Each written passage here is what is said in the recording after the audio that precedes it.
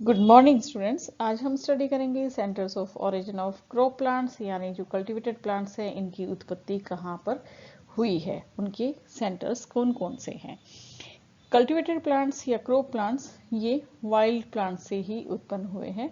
Primitive man अपनी food की necessity, जो सबसे बेसिक नीड है, उसको वाइल्ड प्लांट से ही पूर्ण करता आ रहा है और धीरे धीरे उसने अपनी रिक्वायरमेंट्स को पूरा करने के लिए इन वाइल्ड प्लांट्स का कल्टीवेशन प्रारंभ कर दिया।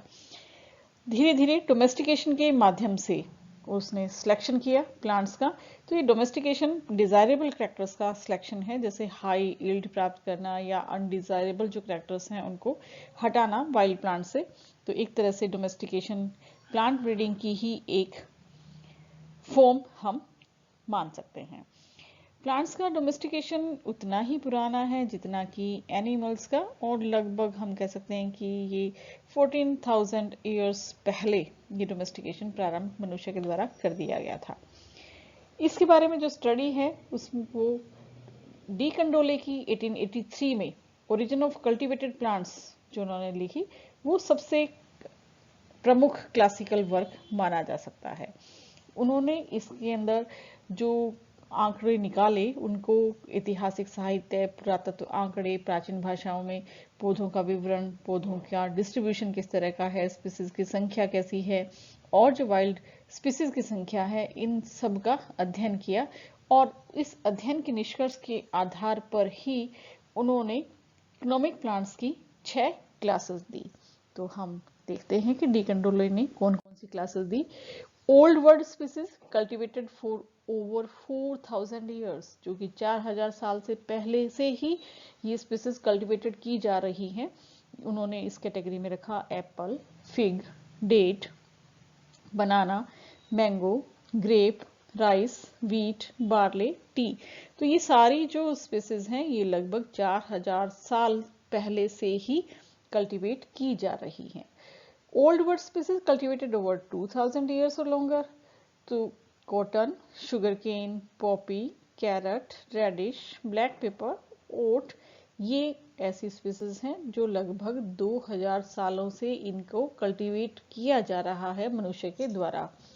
Old word species cultivated for less than 2,000 years, जैसे coffee, ladies finger, musk melon, strawberry, raspberry. तो ये 2,000 साल से कम समय से इनको उत्पन्न किया जा रहा है। New word species cultivated over more than 2,000 years. तो 3 तो उन्होंने ओल्ड वर्ड स्पीसीज दी और 3 न्यू वर्ड स्पीसीज में डिवाइड किया। तो ये 2,000 साल से पुरानी जो न्यू वर्ड स्पीसीज कल्टीवेट की जा रही है, इसमें रखा maize, cocoa, tobacco, sweet potato.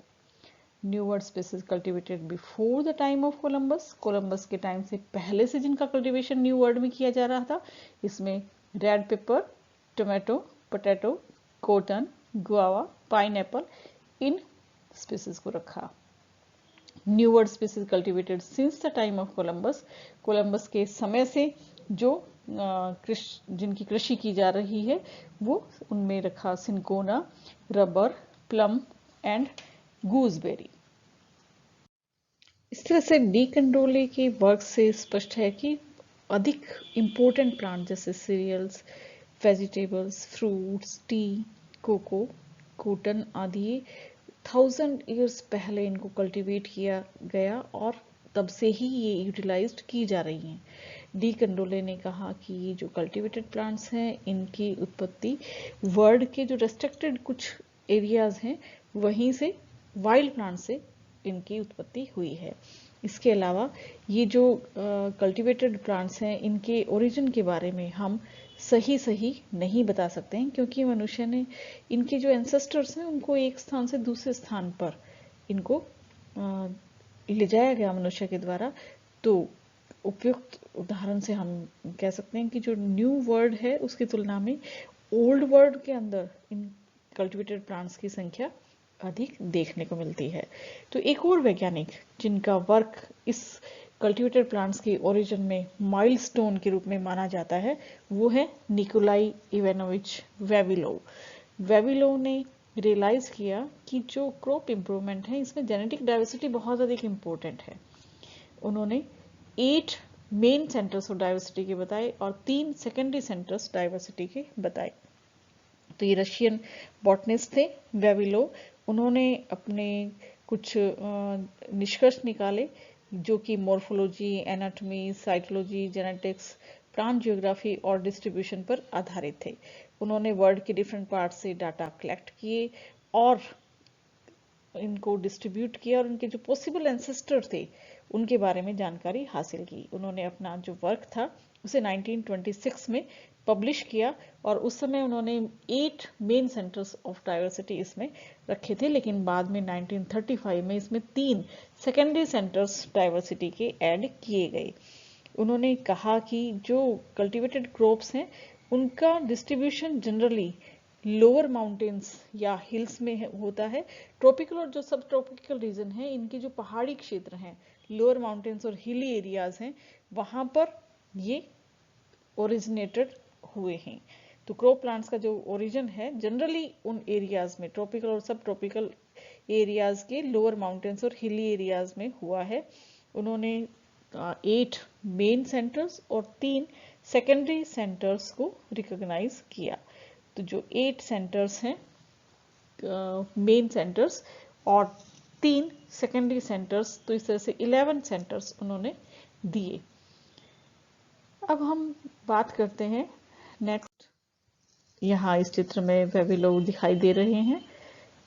वेविलोव के सेंटर ऑफ ओरिजिन पर चर्चा करने से पहले हम जानेंगे centres of origin and centre of diversity में क्या डिफरेंस है।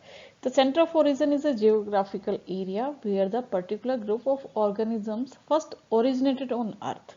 तो यहाँ पर geographical area है center of origin, जहाँ सबसे पहले अर्थ पर वो उसकी उत्पत्ति हुई है। Centers of origin are also centers of diversity, जहाँ मूल उत्पत्ति केंद्र है वो डाइवर्सिटी के भी सेंटर हो सकते हैं, लेकिन the centres of diversity may not represent the centres of origin of crop plants. जो डाइवर्सिटी के सेंटर है वो क्रॉप प्लांट्स के ओरिजिन सेंटर को रिप्रेजेंट नहीं करते हैं। ओरिजिन सेंटर डाइवर्सिटी के सेंटर हो सकते हैं, लेकिन डाइवर्सिटी के सेंटर ओरिजिन के सेंटर नहीं हो सकते हैं, जरूरी नहीं है ये। In the centre of origin crop is generally confined to one place. Centre of origin में जो क्रॉप है वो सिर्फ एक प्लेस तक सामान्यतया कन्फाइंड रहती है, सीमित रहती है। Where the centre of diversity may be found at more than one place, लेकिन डाइवर्सिटी सेंटर के अंदर ये एक से अधिक स्थान पर पाई जा सकती है। तो ये बेसिक डिफरेंस है centres of origin and centre of diversity में। नेक्स्ट हम देखते हैं Vavilov centre of origin. Based on his studies, Webelow proposed 8 main centers and 3 subsidiary centers of diversity given as follows. तो उन्होंने 8 जो मेन सेंटर्स हैं उनको बताया। तो मेन सेंटर्स में कौन कौन से सेंटर्स वेबिलोव ने दिए? Chinese centre, second Hindustan centre या इसे इंडियन सेंटर भी कहा जाता है, थर्ड सेंट्रल एशिया सेंटर जिसे अफगानिस्तान सेंटर के नाम से भी जाना जा सकता है, then Asia Minor centre, Near East centre या पर्शियन सेंटर भी इसे कहा जाता है। Next Mediterranean centre, Abyssinia centre जो कि अफ्रीकन या इथोपियन सेंटर के नाम से भी जाना जा सकता है, seventh central America centre and eighth south America centre. तो ये 8 सेंटर्स ऑफ ओरिजिन वेबिलोव ने बताई, ये मेन सेंटर्स हैं। नेक्स्ट उन्होंने 3 सब्सिडियरी सेंटर डाइवर्सिटी के बताए, ये है Indo Malaya, Chile, Brazil and Paraguay. तो इस तरह से 8 और 3 ये 3 सेकेंडरी सेंटर या सब्सिडियरी सेंटर्स कह सकते हैं और 8 मेन सेंटर्स माने जाते हैं। All these centres are known as centre of origin और वेविलियन सेंटर्स ऑफ डाइवर्सिटी। ये जो 11 के 11 सेंटर है इन्हें हम वेविलियन सेंटर्स ऑफ डाइवर्सिटी भी कह सकते हैं। तो इसमें हमें 8 मेन सेंटर दिखाई दे रहे हैं, चाइना, इंडिया और इसी में साउथ ईस्ट एशिया भी इसी के साथ शामिल है, then Turkey, Iraq, Mediterranean, Ethiopia, Andes and America. तो ये 8 सेंटर्स यहाँ पर हमें दिखाई दे रहे हैं इस मैप में। Types of centres of diversity में अब हम डिटेल में स्टडी करेंगे। प्राइमरी सेंटर्स ऑफ डाइवर्सिटी, इनकी क्या कैरेक्टरिस्टिक्स हैं। Primary centres are regions of vast genetic diversity of crop plants. These are original homes of the crop plants. जो primary centre है वहाँ ये ओरिजिनल होम है क्रॉप प्लांट्स से, which are generally uncultivated areas like mountains, hills, river, valleys, forest etcetera. तो primary centres हैं, original home है। ये कौन कौन से जनरली पाए जाते हैं? माउंटेन्स शामिल हैं इनमें, हिल्स होते हैं, रिवर वैलीज हैं, फॉरेस्ट हैं। These have following main features. They have wide genetic diversity. तो इन प्राइमरी सेंटर्स में जेनेटिक डाइवर्सिटी है वो बहुत अधिक देखने को मिलती है। Have large number of dominant genes, इनके अंदर डोमिनेंट जीन्स की संख्या ज़्यादा है। Mostly have wild characters, exhibit less crossing over and natural selection operates. तो प्राइमरी सेंटर्स ऑफ डाइवर्सिटी हैं, इनके अंदर जेनेटिक डाइवर्सिटी वाइड रेंज की पाई जाती है। डोमिनेंट जीन्स अधिक हैं, वाइल्ड कैरेक्टर्स अधिक हैं और नेचुरल सिलेक्शन यहाँ पर ऑपरेट होता है।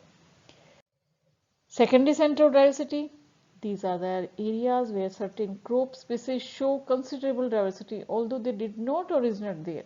तो सेकेंडरी सेंटर्स कौन से हैं? जहाँ पे कुछ क्रॉप स्पीसीज हैं वो पाई जाती हैं, उनमें विविधताएं हैं, डाइवर्सिटी है, लेकिन वो वहाँ पर उत्पन्न नहीं हुई हैं। These are generally the cultivated areas and have following features। तो वो तो नेचुरल एरियाज थे और ये कल्टिवेटेड एरियाज इसमें शामिल होते हैं जहाँ पे क्रॉप प्लांट्स पाए जाते हैं, लेकिन ये इनकी उत्पत्ति यहाँ पर नहीं हुई होती। यहाँ लेस जेनेटिक डाइवर्सिटी पाई जाती है प्राइमरी सेंटर्स की तुलना में। और इसी तरह से have large number of recessive gene, उनमें डोमिनेंट जीन्स की संख्या ज़्यादा थी, यहाँ पर रिसेसिव जीन्स की संख्या ज़्यादा होती है।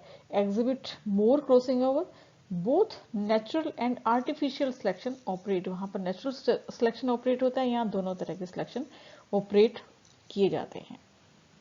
तो ये थे सेकेंडरी सेंटर्स ऑफ डाइवर्सिटी। अब इनमें थोड़ा सा कंपैरिजन हम कर सकते हैं। Primary centres regions of vast genetic diversity, genetic diversity इनकी वाइड होती है। Pavlov suggested that valuable forms of crop plants are found far away from their primary area of origin, which he called secondary centers of origin or diversity। Pavlov ने suggest किया कि जो crop plants की जो important इनके अंतर्गत जो species हैं वो अपने ओरिजिन सेंटर से कहीं दूर पाई जाती हैं, तो इसलिए उन्होंने इन्हें सेकेंडरी सेंटर्स कहा, ओरिजिन कहा। These are original homes of the crop plants। जो प्राइमरी सेंटर्स हैं वो क्रॉप प्लांट्स के ओरिजिनल होम है, which are generally wild uncultivated areas.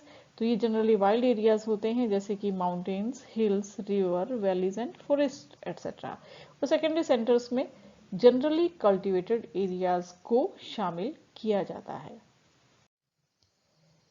Primary centres wild genetic diversity, secondary centres lesser genetic diversity. Primary centres में large number of dominant genes, इनमें large number of recessive gene. एक थोड़ा सा comparison यहाँ हम इनका कर रहे हैं प्राइमरी एंड सेकेंडरी सेंटर्स का। जो प्राइमरी सेंटर्स है वहाँ पर स्पीसीज के अंदर वाइल्ड कैरेक्टर्स अधिक होते हैं, जबकि सेकेंडरी सेंटर्स क्योंकि कल्टिवेटेड एरियाज हैं तो यहाँ पर जो डिजायरेबल कैरेक्टर्स हैं वो अधिक पाए जाते हैं। Primary centres exhibit less crossing over और सेकेंडरी सेंटर एग्जिबिट मोर क्रॉसिंग ओवर। जो प्राइमरी सेंटर्स है वहाँ पर नेचुरल सिलेक्शन केवल वही ऑपरेट होता है, सेकेंडरी सेंटर्स में natural as well as artificial selection दोनों ही ऑपरेट होते हैं। तो यहाँ हम फिर से देख सकते हैं पेविलोव के 8 सेंटर्स। तो आज के लिए इतना ही। नेक्स्ट लेक्चर में हम पेविलोव के जो ओरिजिन ऑफ सेंटर्स हैं प्राइमरी एंड सेकेंडरी उनको डिटेल में स्टडी करेंगे। That's all. Thank you.